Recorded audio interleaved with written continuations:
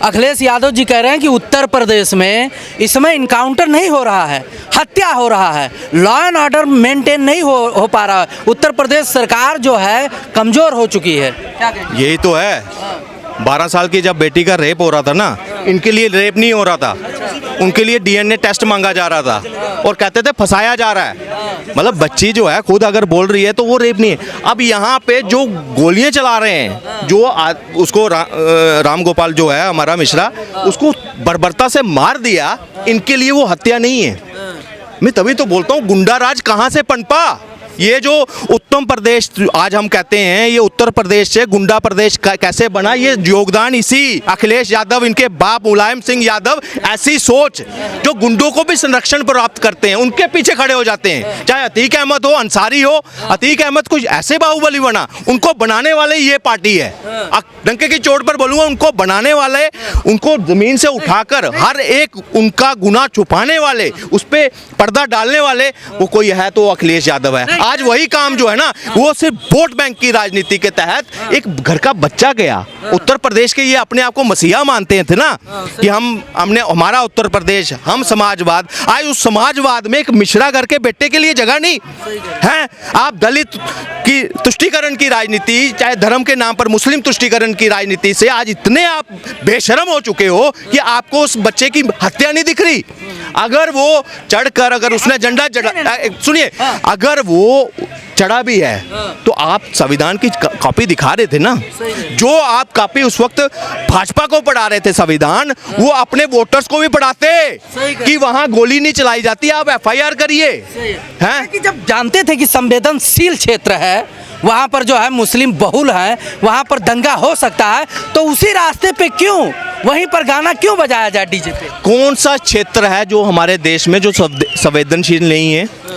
कल को जो सोच वो लेकर चल रहे हैं, अगर हिंदुओं ने अपना ली तो हिंदुस्तान में कौन सा इलाका है जो बिना संवेदनशील बचेगा? मैं आपसे पूछता हूँ, संवेदनशील क्या है? भारत में कोई भी संवेदनशील मुस्लिम एरिया, हिंदू एरिया है ही नहीं।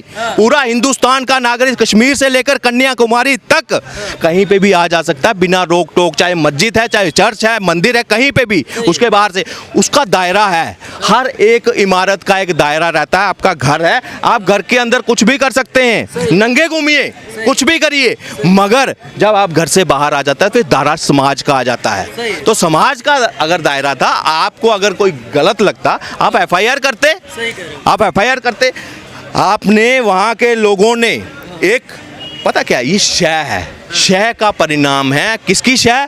इन जैसी पार्टी के नेता, चाहे अखिलेश यादव है, चाहे इंडिया अलायंस है, जिन्होंने सिर्फ और सिर्फ तुष्टीकरण की राजनीति की है। आज उसी शय का ये बदौलत है कि हिंदू बेटे, हिंदू बेटियां जो है उनको टारगेट किया जा रहा है।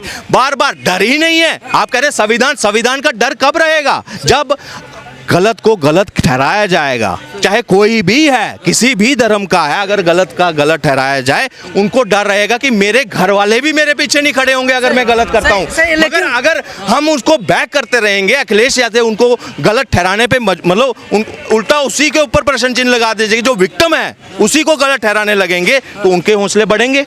आज एक पत्थर मारा है, कल वो 10 पत्थर मारेंगे, तो कौन भुगतेगा? ये तबाही हिंदुस्तान की तबाही, ये भारत की तबाही है। मैं कहता हूं आज अगर हम तीसरी अर्थव्यवस्था बनने की ओर बढ़ रहे हैं ना, तो इसमें सिर्फ मोदी जी या मेरी या आपकी नहीं जिम्मेदारी नहीं है, इसमें विपक्ष की भी उतनी ही भागीदारी है, होनी चाहिए जितनी हमारी है, पक्ष की है। लेकिन उनका ये भी तो आरोप है कि जो विपक्ष में है वही आरोपी है, जो सत्ता पक्ष में है वो आरोपी ही नहीं है।